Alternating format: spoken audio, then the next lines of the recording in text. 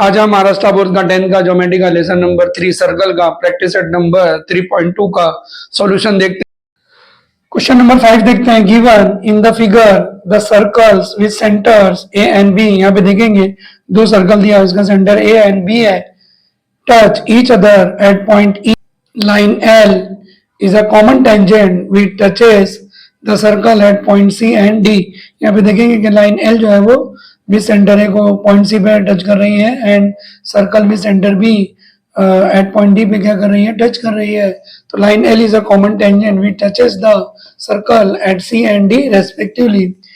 The radius of the circles are 4 centimetre and 6 centimetre. यहाँ पे देखेंगे बिगर सर्कल है, उसका रेडियस 6 सेंटीमीटर है और ये स्मॉलर सर्कल है, उसका रेडियस 4 सेंटीमीटर है।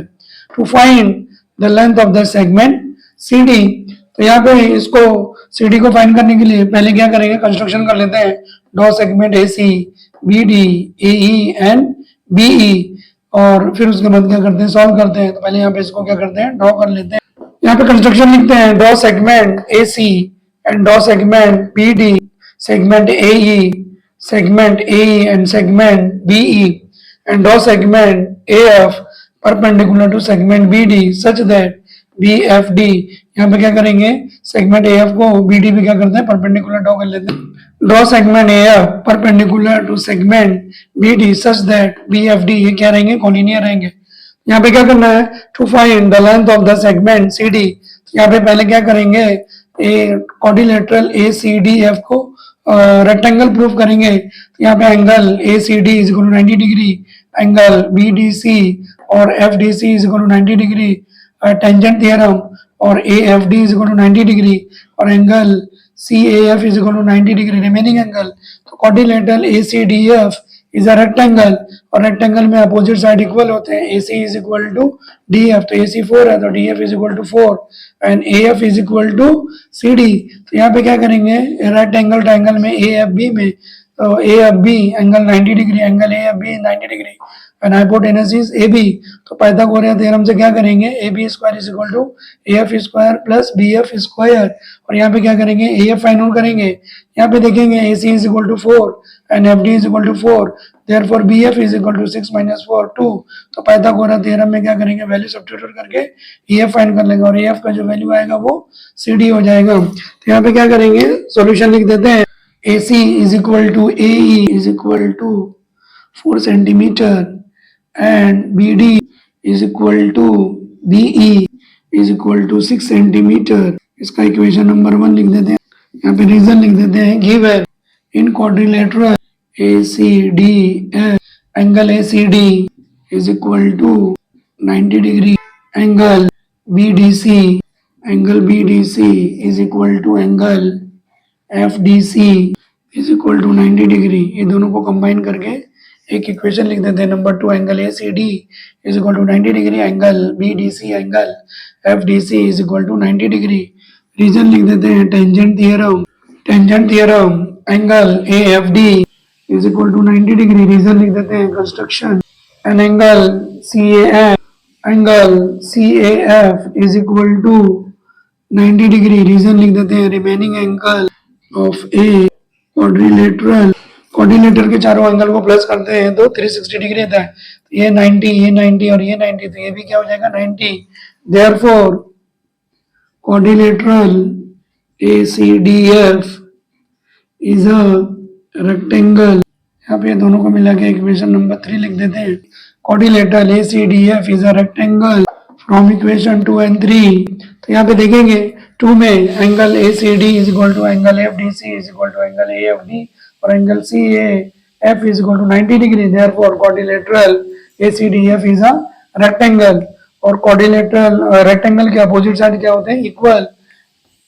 AC is equal to DF is equal to 4 centimetre. यहाँ पे इक्वेशन नंबर 4 लिख देते हैं and AF is equal to CD equation number 5 और यहाँ पे दोनों को कंबाइन करके रीजन लिख देते हैं। Opposite side of a rectangle, opposite side of a rectangle क्या होते हैं, इक्वल होते हैं। तो अगर हम लोग ये एफ फाइंड कर लें तो उसका वैल्यू कितना है, सी डी का जो रहेगा वो हम लोग फाइंड आउट कर सकते हैं।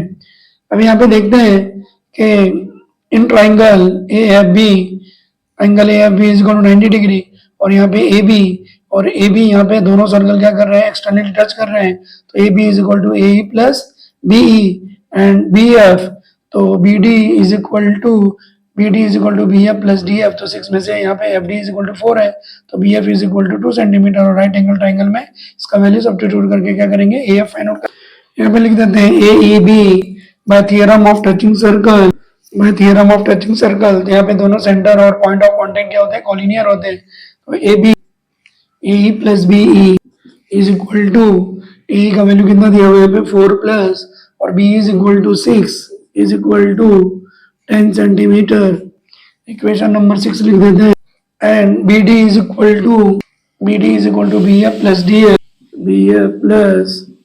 डी एफ, और इसमें क्या करते हैं, वैल्यू सब्स्टिट्यूट कर देते हैं, तो B D is equal to 6 and B F इसको फाइंड आउट करना है, तो बी एफ प्लस और डी एफ जो वैल्यू है यहाँ पे A C is equal to D F, यहाँ पे देखेंगे A C is equal to D F, equation number 4, तो यहाँ पे क्या लिख देते हैं 4, और यहाँ पे रीजन लिख देते हैं फ्रॉम इक्वेशन 4, और 4 को इधर लेके आ जाते हैं, तो B F is equal to 6 minus 4 is equal to 2 centimetre, equation number क्या करते हैं 7 लिख देते हैं, तो in right angle triangle A F B, angle A F B is equal to 90 degree, तो by Pythagoras theorem A B square is equal to A F square plus B F square, in triangle A F B, angle A F B is equal to 90 degree, और यहाँ पे reason लिख देते हैं construction, तो by Pythagoras theorem A B square is equal to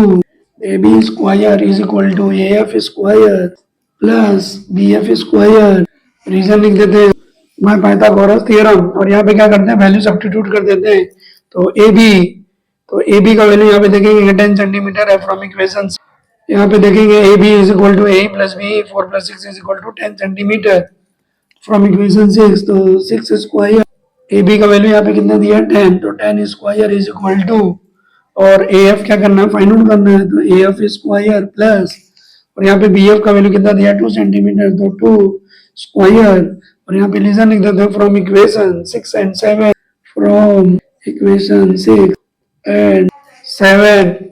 यहाँ पे 10 का स्क्वायर कर लेते हैं 100, और ए एफ स्क्वायर प्लस 2 का स्क्वायर करेंगे तो यहाँ पे कितना 4, इसको लेफ्ट साइड में लेके आते हैं, तो A F square is equal to 100 minus 4 is equal to 96, अब यहाँ पे देखेंगे कि ए एफ स्क्वायर है, और यहाँ पे इसका क्या करेंगे, स्क्वायर रूट निकालेंगे, A F square is equal to 96, और 96 को यहाँ पे फैक्टराइज करके देखते हैं यहाँ पे क्या नंबर आएगा, यहाँ पे 96 को क्या करते हैं, फैक्टराइज कर लेते हैं, 2 4 जा 8, 2 8 जा 16, 2 2 जा 4 एंड 2 4 जा 8, 2 1 जा 2, 2 2 जा 4, 2 6 जा एंड 2 3 जा एंड 3 1 जा 3, इसका पैरिंग कर लेते हैं 2 एंड 2, तो 2 2 जा 4 एंड 2 2 जा 4 एंड 2 3 जा 6, तो 2 2 जा 4 एंड 2 2 जा 4 एंड 4 4 जा 16, तो इसको हम लोग लिख देते हैं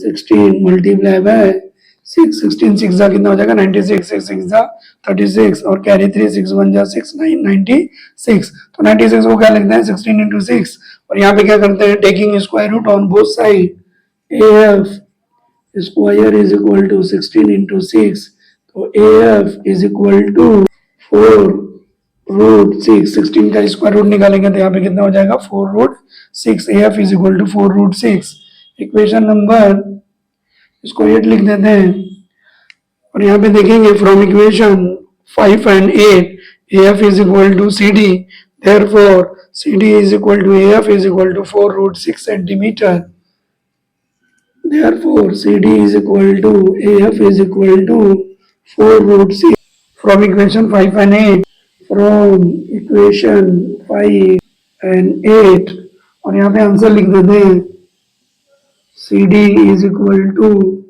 4 root 6 सेंटीमीटर, ये सॉल्यूशन हो गया।